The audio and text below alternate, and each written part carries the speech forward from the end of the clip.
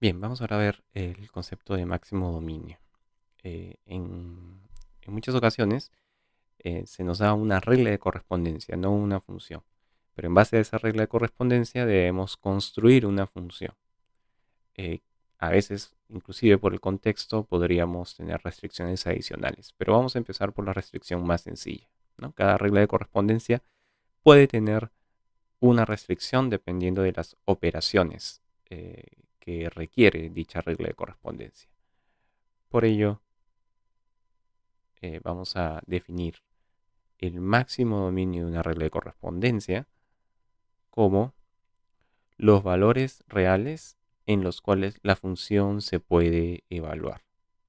Y bajo esta definición, una regla de correspondencia siempre da lugar a una función definida en el máximo dominio y con valores en los reales. Bien, por ejemplo, cuando nosotros tenemos en mente la función f de x igual a x al cuadrado, lo que hacemos es lo siguiente, ¿no? El máximo dominio de esta regla de correspondencia es todos los reales, ¿sí? Porque cualquier número real puede ser elevado al cuadrado, entonces no hay ninguna restricción realmente para evaluar x al cuadrado, ¿no? Entonces obtenemos todos los reales. Y esto nos genera la función de r en r. Este segundo r ya lo damos por defecto con su regla de correspondencia f de x igual a x al cuadrado.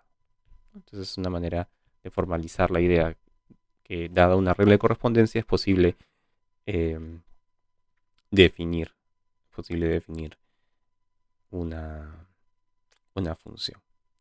Ahora, hay que tener siempre cuidado, dependiendo del contexto, quizás pueden haber restricciones adicionales. Por ejemplo, si esta fuese una función eh, de ingreso, ¿no? Definida así como x al cuadrado, entonces tendríamos que restringir el dominio a los reales no negativos, porque no tiene sentido hablar de un precio negativo, ¿no? Entonces hay que tener siempre cuidado con el contexto. Pero por el momento vamos a restringirnos solamente a la manera de definir formalmente, ¿no? Eh, estas funciones. Bien, entonces por ejemplo, el máximo dominio de la función racional 1 sobre x menos a será el conjunto de números reales que no son iguales a a. Porque cuando x es igual a tenemos aquí una división por cero. Entonces queremos evitar ese valor numérico a. Entonces serían todos los reales menos el elemento a. Ese sería el máximo dominio de la función racional 1 sobre x menos a. Bien, el máximo dominio de la función raíz de x menos a será donde se puede evaluar esa raíz, y eso es donde el x menos a es mayor o igual que cero. Pero eso es justamente el intervalo cerrado en a y abierto en infinito. Entonces ese sería el máximo dominio de esta regla de correspondencia. Y finalmente podríamos dar el máximo dominio de esta regla de correspondencia, la suma de estas dos raíces. Y aquí lo único que hay que notar es que el x menos a debe ser mayor o igual que cero, como en el caso anterior, pero al mismo tiempo menos x más b debe ser mayor o igual a cero, ¿no? En la primera parte tenemos esta desigualdad, x mayor o igual que a, y en la segunda tenemos que x debe ser menor o igual a b. Bien, entonces de ahí tenemos que la regla de el máximo dominio de esta regla de correspondencia debe ser el intervalo cerrado AB.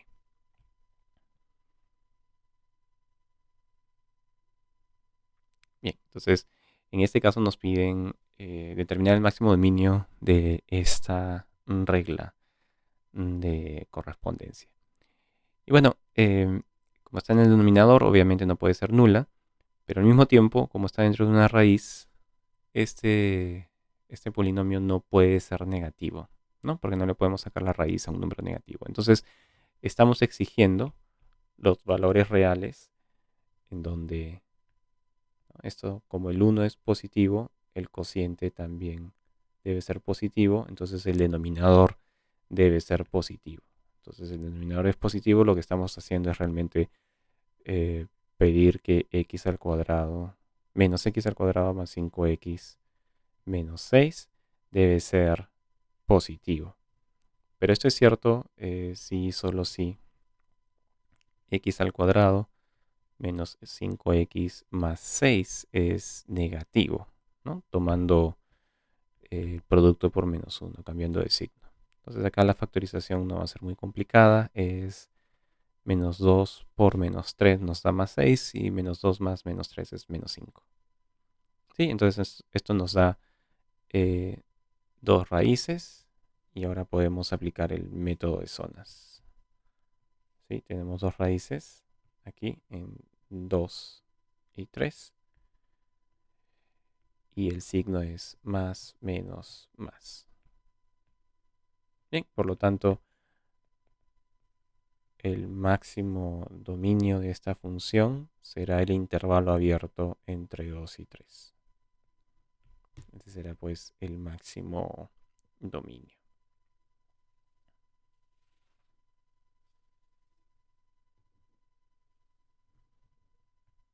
Bien, y de forma análoga nosotros podríamos buscar el máximo dominio de esta función un poquito más general. Aquí b por hipótesis es negativo y nos están pidiendo pues eh, calcular, ¿no? el máximo dominio.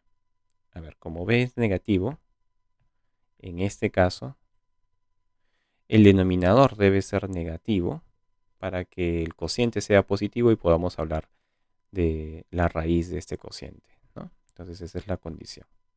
A ver, pero ahora a y b son parámetros y necesitamos hacerle lo mismo que en el ejemplo anterior, un análisis de signos. Veamos, entonces x al cuadrado menos 2ax más a al cuadrado menos b al cuadrado parece ser algo que podríamos expresar como un cuadrado perfecto, ¿no? Esto es x menos a al cuadrado, pero menos b al cuadrado. Y ahora tenemos una diferencia de cuadrados. Por lo tanto, acá vamos a tener x menos a más b por x menos a menos b. La diferencia de cuadrados. Listo. Y queremos que esa diferencia de cuadrados sea negativa. Acá tenemos dos raíces. Notemos que las raíces son a menos b, ¿no? El negativo de esto. Y la otra raíz es el negativo de esto, que es a más b. Bien, entonces si queremos hacer un análisis de signos, debemos ubicar en la recta real dónde están estos dos valores numéricos, a menos b y a más b.